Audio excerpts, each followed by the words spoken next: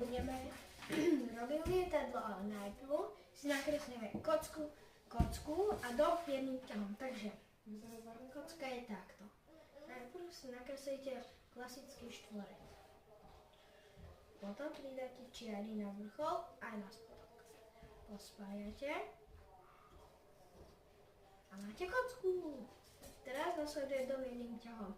Je to strašne ľahké. Nakreslíte si ako keby len polovicu domu. Potom idete takto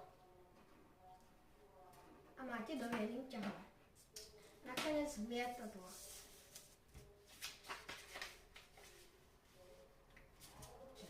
Tak pospájate takto nohy.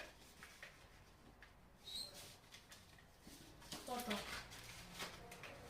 to preložíte a už iba toto preložíte aj z druhej strany a máte lietadlo.